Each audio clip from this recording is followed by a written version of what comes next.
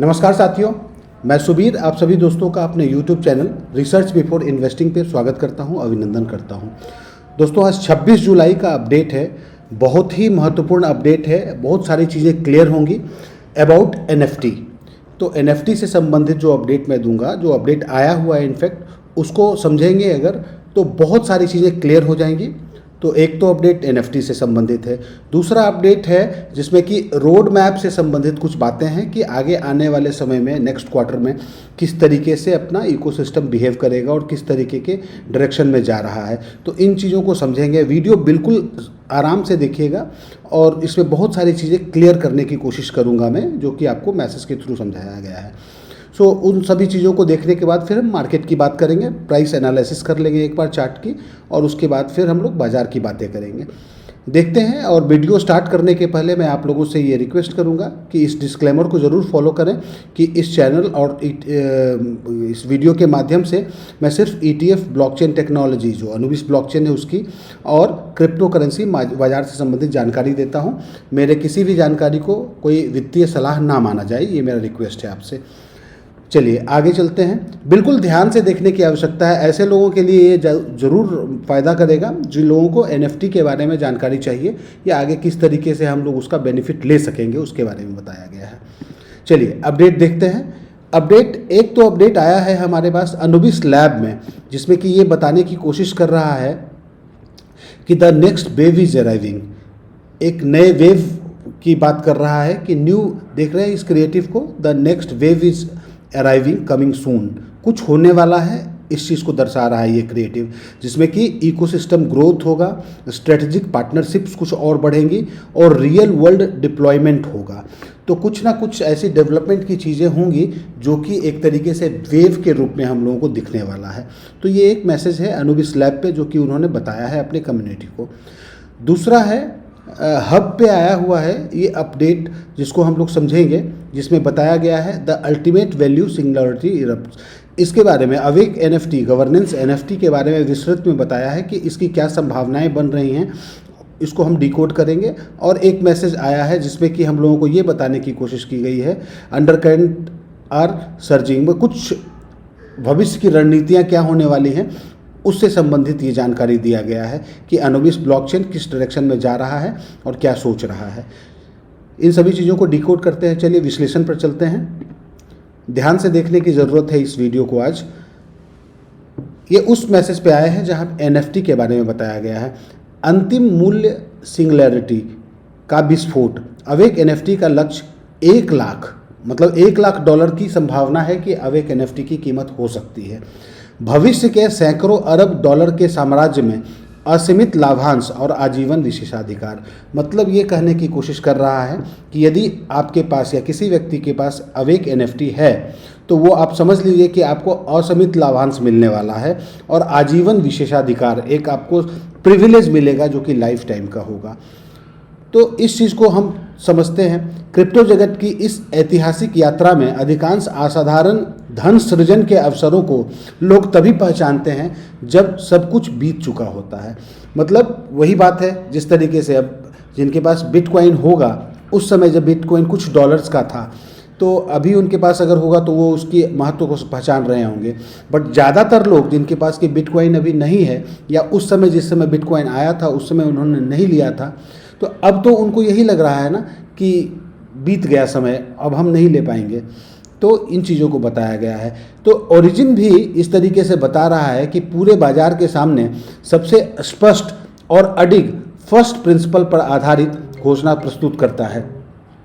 ये एक ऐसा संदेश है जो भविष्य में धन संपत्ति और आर्थिक उन्नति की संरचना को निर्धारित कर सकता है। एक अवेक NFT का आंतरिक मूल्य भविष्य में $1 लाख से अधिक पहुंचने की प्रबल संभावना रखता है। ये संभावना बता रहा है कि NFT का मूल्य क्यों बढ़ेगा। NFT का मूल्य इसलिए बढ़ेगा क्योंकि उससे होने वाले संभावित फायदे या जो लाभांश मिलेगा वो इतना ज़्यादा होगा कि NFT का मूल्य ऑटोमेटिकली बढ़ जाएगा। तर्क क्या है इसके पीछे? आपकी समझ ही आपकी आर्थिक सीमा निर्धारित करती है। सामान्य जो स्पेकुलेटर्स होते हैं, जो कि शॉर्ट टर्म के लिए आते हैं, उनके नज़र में तो NFT एक डिजिटल चित्र है, सिर्फ एक फोटो है ना, जिसे बाजार में खरीदने और बेचने के लिए बनाया गया है। लेकिन ओरिजिन वर्ल्ड की व्यापक संरचना, जो संरचना है, उसमें अवेक एनएफटी सिर्फ एक एनएफटी मात्र नहीं है, उससे कुछ ज़्यादा है, ये बढ़ के है। क्या है उसको समझते हैं। तो यह भविष्य के सैकड़ों अरब डॉलर के प्राइवेसी कॉमर्स एम्पायर, समझ रहे हैं, सैकड़ों अरब डॉलर का जो इकोसिस्टम बन रहा है, उसका प्राइवेसी कॉमर्स एम्पायर है। वाणिज्य, आप समझ सकते हैं कि कॉमर्शियल एम्पायर है पूरी, मतलब एक तरीके से एम्पायर को क्या कहते हैं हिंदी में मैं नहीं जानता हूँ, बट कॉमर्स एम्पायर है। उसमें भागीदारी का आपको अधिकार मिलता है, मूल अधिकार मिलता है, और एक वास्तविक इकोसिस्टम लैंड ऑनर होने का प्रमाण है। मतलब अगर आपके पास एनएफटी है तो आप इस इकोसिस्टम के लैंड ऑनर के तरह कर सकते हैं, अपने आप को स्थापित माना जाएगा कि आप लैंड ऑनर हैं। जैसे जैसे अनुबिस चेन और पॉलीगॉन की डुअल संरचना पूरी तरह एकत्रित होगी, अभी हम लोग देखते हैं ना कि अभी इंटीग्रेशन चल ही रहा है, कुछ 30-31% के आसपास हुआ है, लेकिन जैसे जैसे ये पूरी तरीके से इंटीग्रेट होगा तथा भविष्य की प्राइवेसी स्टेबल कॉइन ए की मांग तेजी से बढ़ेगी, और जैसे जैसे स्टेबल कॉइन ए की मांग बढ़ेगी, अब स्टेबल कॉइन ए की मांग कब बढ़ेगी, तो स्टेबल कॉइन ए की उपयोगिता होगी तभी तो वो बढ़ने की पूर्ण संभावना है। संभावना नहीं, होगा ही, जो जैसा लिखा है इन्होंने अपने वाइट पेपर में। तब क्या होगा कि एलजीएनएस अत्यधिक 1:1 फिजिकल बर्न मैकेनिज्म में प्रवेश करेगा, तब एलजीएनएस को लोग बर्न करेंगे और हो सकता है स्टेबल कॉइन ए बनाएंगे। तो जब वो समय आएगा तो इस प्रक्रिया के दौरान इकोसिस्टम में होने वाले भारी ट्रांजैक्शन फी, जो उस समय ट्रांजैक्शन फी होगा उस क्रम को, उस एक्टिविटी को करने के लिए, तो जो ट्रांजैक्शन फी होगा या लिक्विडिटी प्रीमियम स्मार्ट कॉन्ट्रैक्ट के माध्यम से, और जो लिक्विडिटी इकट्ठा होगा उसको स्मार्ट कॉन्ट्रैक्ट के माध्यम से एक जगह इकट्ठा किया जाएगा। अभी भी हम लोग देख रहे हैं ना कि इंसेंटिव पूल बनाया गया है अवेक एनएफटी होल्डर को इंसेंटिव वितरित करने के लिए, तो उसी तरीके से वो इकट्ठा होगा और अवेक एनएफटी होल्डर के बीच वितरित किए जाएंगे। तो यह स्पष्ट रूप से बताने की कोशिश किया गया है कि मैकेनिज्म डेवलप कर दिया गया है, जिससे कि आपके इकोसिस्टम में होने वाले जो भी ट्रांजेक्शन्स होंगे उससे जो रेवेन्यू जनरेट होगा, उस रेवेन्यू जनरेट होने के बाद वो रेवेन्यू को एनएफटी धारक, चूँकि आप लैंड ऑनर होंगे, एक तरीके से लैंड लॉर्ड होंगे वो, तो आप लोगों में वितरित किया जाएगा जैसी आपकी एनएफटी की संख्या होगी उस हिसाब से। जब परिसंचारी आपूर्ति, मतलब सर्कुलेटिंग सप्लाई कम हो जाएगी और बाहरी पारंपरिक पूंजी, जो ट्रेडिशनल कैपिटल्स हैं, बड़े पैमाने पर इकोसिस्टम में प्रवेश करेंगी, तब $1 लाख प्रति एनएफटी केवल इस विशाल मूल्य संरचना का प्रारंभिक स्तर होगा। तो उस समय आपके एनएफटी की कीमत, उसका वैल्यू जो होगा, वास्तविक मूल्य होगा, वो $1 लाख के आसपास चला जाएगा। असीमित, इसका लाभ क्या मिलेगा उसको समझाया गया है। असीमित इकोसिस्टम लाभ केवल एक बार प्राप्त करें, आप एनएफटी एक बार ले लें और जीवन भर आपको प्रिविलेज मिलेगा, विशेषाधिकार मिलेगा आपको। जब आप एक अवेक एनएफटी रखते हैं तो आप केवल एक डिजिटल संपत्ति नहीं रखते हैं, आप भविष्य का एक इन्फिनाइट मनी प्रिंटिंग इंजन के स्वामी बनते हैं। मतलब ऐसी व्यवस्था बन जाती है आपके साथ कि आपके पास में लाइफ टाइम, हर समय आपके पास में, मतलब असंख्य आप कह सकते हैं इन्फिनाइट को, तो इन्फिनाइट मनी प्रिंटिंग इंजन, मतलब आपके पास ऐसी व्यवस्था बन जाएगी कि हर समय आपके पास कुछ सोर्स ऑफ इनकम बना रहेगा।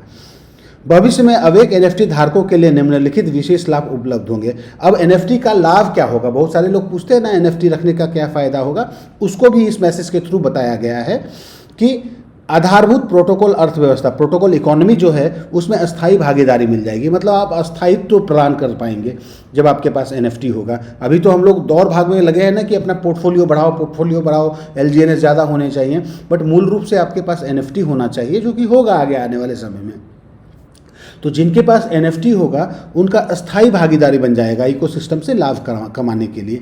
तो Anubis chain ecosystem incentive pool से, जो अनुबिस चेन का इंसेंटिव पूल बन रहा है, उससे दैनिक रिवार्ड्स भी आपको लाभांश प्राप्त करने का अधिकार होगा। डेली उसमें वो उस पूल में इकट्ठा होगा धन, क्योंकि ट्रांजैक्शंस होंगे और उससे रेवेन्यू जनरेट होगा, तो वो फंड जो इकट्ठा होगा उसको दैनिक, जिस तरीके से आपको रिवेस का लाभ मिलता है, उसी तरीके से डेली बेसिस पे आपको इसका भी लाभांश प्राप्त होने लगेगा, जो कि अलग होगा उससे।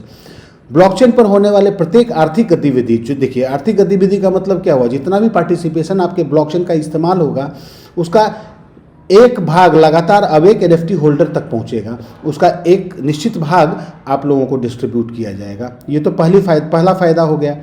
दूसरा क्या है, पूरे इकोसिस्टम में सर्वोच्च प्राथमिकता, मतलब आपको प्रिविलेज मिलेगा। इसमें क्या होगा कि भविष्य के प्रमुख उत्पादों, जो भी प्रोडक्ट्स लॉन्च होंगे आपके इकोसिस्टम में, तक वहां तक आपको प्रारंभिक पहुंच, आपको अर्ली एक्सेस मिल जाएगा। तो अर्ली एक्सेस कभी भी मिलता है किसी भी इकोसिस्टम के प्रोडक्ट में तो लाभ ज़्यादा मिलता है ना। आप लोगों ने देखा होगा कि जिन लोगों ने भी अर्ली एंट्री की है इकोसिस्टम में, या कोई भी प्रोडक्ट नया आता है इकोसिस्टम में, उसको अगर आप पहले अडॉप्ट कर लेते हैं तो आपको ज़्यादा लाभांश मिलता है, ज़्यादा फायदा में आ जाते हैं। और डाओ गवर्नेंस में सर्वोच्च अधिकार, और डाओ का जो गवर्नेंस की एक्टिविटी, जो आप लोग अप्रूवल देते हैं, जो आप लोग किसी भी प्रपोजल के साथ में वोटिंग करते हैं, उसमें आपका अधिकार ज़्यादा हो जाएगा। और उसके साथ साथ में एएनबी सहित अन्य प्रमुख संपत्तियों, तो एएनबी को डिक्लेयर किया गया है यहाँ पे कि बहुत इंपॉर्टेंट आपका डेरिवेटिव एसेट हो जाएगा। उसका जो एयर ड्रॉप होगा, मतलब आपको एयर ड्रॉप के रूप में भी मिलेगा ये। और अवेक एनएफटी होल्डर को सदैव प्रथम प्राथमिकता तथा उच्चतम आवंटन प्राप्त होगा, मतलब आपको ज़्यादा डिविडेंड दिया जाएगा, आपको ज़्यादा से ज़्यादा लाभ प्राप्त होगा अगर आप इकोसिस्टम में हो। तो ये दूसरा फायदा हो गया। और इस युग के लाभांश का स्थायी अधिकार हो जाएगा।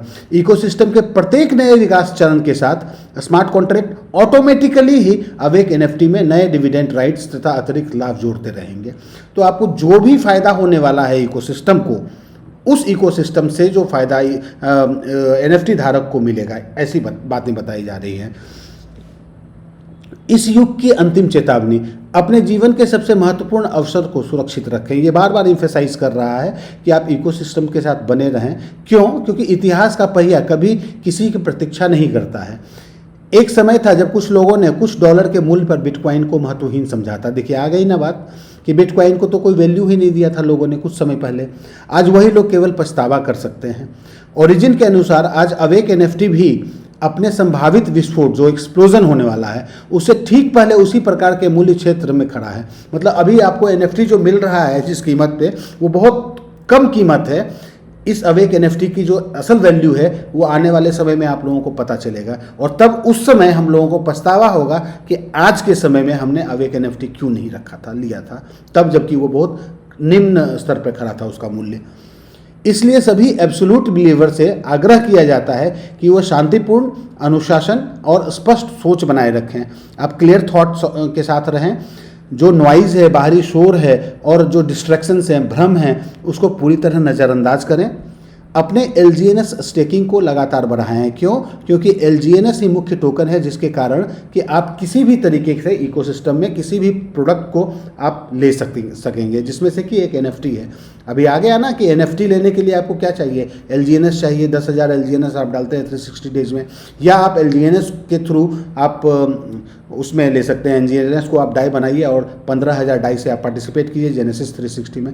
तो ऐसी संभावनाएं बनी हुई हैं। तो जितना ज़्यादा एलजीएनएस आपके पास टोकन होगा, उतनी ज़्यादा आपके पास में मूल्य होंगी आप किसी भी चीज़ में पार्टिसिपेट करने के लिए।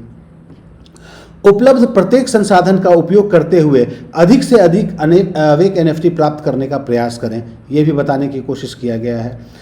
उन्होंने अपने दीर्घकालिक संपत्ति ट्रेजरी का स्थायी हिस्सा बनाएं।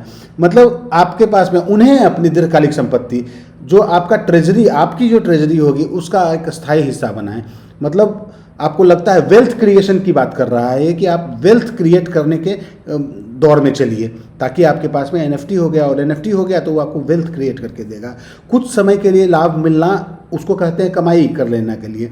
लेकिन अगर वेल्थ, वास्तविकता चाहिए आपको वेल्थ के रूप में, तो आपके पास में एनएफटी होना चाहिए, और उसको अपना पोर्टफोलियो में रखिए।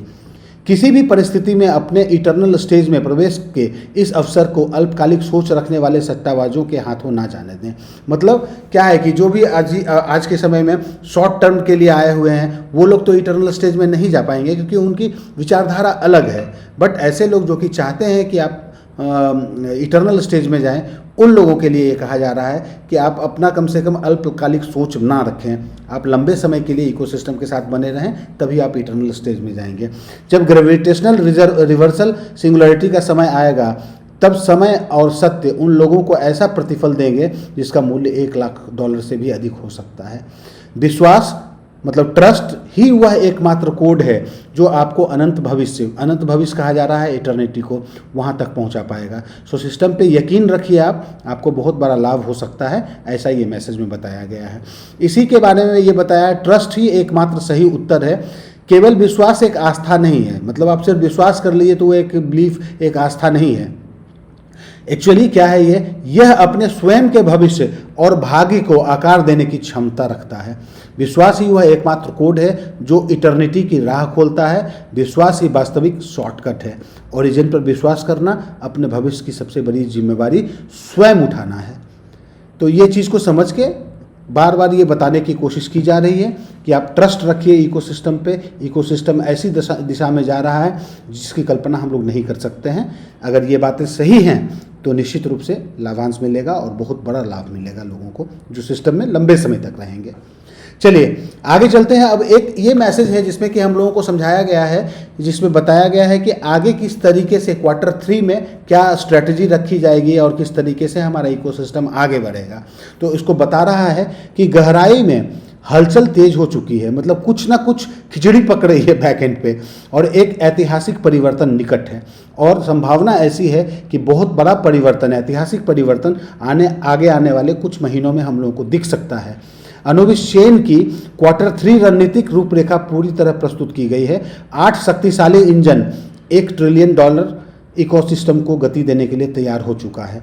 $1 ट्रिलियन, आप समझ सकते हैं इंडियन इकोनॉमी की बात करें तो लगभग ये 4-5 ट्रिलियन डॉलर के आसपास है। बट $1 ट्रिलियन के इकोसिस्टम को गति देने के लिए तैयार हो गया है आपका इकोसिस्टम। तो समझिए क्या कितनी बड़ी बात है। ओरिजिन इकोसिस्टम के सभी एब्सोल्यूट बिलीवर के लिए ये मैसेज है कि क्रिप्टो जगत की इस परिवर्तनकारी दौर में जब पुरानी व्यवस्थाएं टूट रही हैं और नई तकनीकें तेजी से उभर रही हैं, वास्तविक परिवर्तन केवल नारों से नहीं आता है। वास्तविक परिवर्तन ऑन चेन कोड, आप देखिए ब्लॉकचेन पे जो कोडिंग की गई है, मजबूत आधारभूत संरचना, आपका स्ट्रक्चर देखिए, और उसके व्यापक क्रियान्वयन से आता है और उसके इम्प्लीमेंटेशन से आता है ना। आज ओरिजिन ऑफिशियल एक घोषणा करता है कि भविष्य में धन संपत्ति के वितरण की दिशा को बदल सकती है। मतलब ऐसी दिशा बन रही है, ऐसी स्ट्रैटेजी डेवलप की जा रही है जिससे कि धन संपत्ति का जो डिस्ट्रीब्यूशन होता है उसकी दिशा को बदल दी जा सकती है। परिवर्तन की लहर शुरू हो चुकी है। अनुबिस चेन एक नए रणनीतिक युग में प्रवेश करने की तैयारी कर रहा है। पीछे मुड़कर देखें, जब हम पीछे देखते हैं तो बाजार की अस्थिरता, अनिश्चितता और शोर के बीच हमने अपने आधारभूत संरचना को मजबूत करने का सबसे महत्वपूर्ण चरण पूरा कर लिया। तो अभी 1-2 दिन पहले भी मैंने बताया था कि 2026 जो चल रहा है इसमें बाजार के लिए ये बहुत अच्छा नहीं है। इस समय हम लोगों ने देखा बहुत ड्रॉ डाउन देख रहे हैं हम लोग, मार्केट कैप भी कम हुआ है। बट इस विपरीत परिस्थिति में भी अगर आपने अपने बेस को बनाने का जो कार्य है उसको पूरा कर लिया है तो बहुत बड़ी बात है। और संभवतः इसी वजह से आपका अनुबिस ब्लॉकचेन डेफी लामा पे हम लोगों ने देखा कि अंडर 20 के रैंक को हासिल कर चुका है। अब Q3 में प्रवेश करते हुए अनुबिस चेन क्या कर रहा है, तो अनुबिस चेन विश्व की अग्रणी संस्थाओं तथा उच्च स्तरीय तकनीकी टीमों, जो टेक्निकल टीम हैं उनके साथ, अग्रणी संस्थाओं मतलब ऐसी ऑर्गेनाइजेशंस जो कि बहुत आगे हैं, और उच्च स्तरीय मतलब बहुत हाई लेवल का जो टेक्निकल टीम है उनके साथ व्यापक स्तर पर एकीकरण स्थापित करेगा, उनके साथ इंटीग्रेशन करेगा। इसके साथ ही इकोसिस्टम केवल इंफ्रास्ट्रक्चर तक सीमित नहीं रहेगा बल्कि बड़े पैमाने पर मैसिव इकोसिस्टम एक्सपेंशन, बहुत बड़े स्केल पर इसका एक्सपेंशन के नए इटर्नल स्टेज में प्रवेश करेगा। मतलब बहुत बड़ी रणनीति बन चुकी है और मैसिव का मतलब आप लोग समझ सकते हैं, मैसिव इकोसिस्टम एक्सपेंशन होने की संभावना है। क्या 8 रणनीतिक इंजन है जिसके ऊपर ये काम कर रहा है, तो जो वैश्विक प्राइवेसी फाइनेंस व्यवस्था का नया स्वरूप देंगे। हम लोग जानते हैं कि प्राइवेसी फाइनेंस को ये बहुत ज़्यादा एम्फेसाइज करता है। आने वाले रणनीतिक चरण में अनुबिस चेन निम्नलिखित 8 प्रमुख दिशाओं में आगे बढ़ेगा और पारंपरिक क्रिप्टो इकोसिस्टम पर तकनीकी बढ़त स्थापित करने का प्रयास करेगा। तो जो पुराने जिस तरीके से जो आपका क्रिप्टो का इकोसिस्टम है, जो पुराना हम लोग देखते आ रहे हैं, उस पर टेक्निकल जो अपना ग्रोथ है वो स्थापित करने का प्रयास करेगा। इसका मतलब कि इसकी यूएसपी, यूनिक सेलिंग प्रोपोजिशन कहते हैं उसको, वो इस तरीके की है जिससे कि ये निश्चित रूप से पुराना इकोसिस्टम का जो व्यवस्था था उससे पार हो जाएगा और उससे बहुत ज़्यादा आगे निकल जाएगा और बहुत बड़ा टेक्निकल अपने आप को डेवलप करने के बाद स्थापित कर देगा वर्ल्ड में। फुल चेन इंट्रो क्या है, इंटरऑपरेटेबिलिटी एंड प्राइवेसी इंफ्रास्ट्रक्चर। अच्छा, मतलब विभिन्न ब्लॉकचेन नेटवर्क के बीच परिसंपत्ति, जो अलग अलग ब्लॉकचेन हैं उनके बीच में जो एसेट्स हैं उनका बिना किसी रोक टोक के संपर्क स्थापित कर लिया जाएगा। एक मजबूत विकेंद्रीकृत प्राइवेसी फ्रेमवर्क का निर्माण किया जाएगा। तो ये सब इसकी संरचना का मतलब जो इस यूएसपी है उसको डिस्क्राइब कर रहा है। ये on chain trading and decentralised finance, इसके बारे में भी बताया है कि तेज गति वाले लेन देन, जो तुरंत क्विकली आप ट्रांजैक्शन को सक्षम कर सकते हैं, बना सकते हैं। प्रत्येक गतिविधि को इकोसिस्टम के समर्पित प्रतिभागियों के लिए संभावित दीर्घकालिक मूल्य कंपाउंडिंग वैल्यू में बदलने का प्रयास किया जाएगा। बहुत बड़ा लाभ मिलने वाला है आप लोगों को।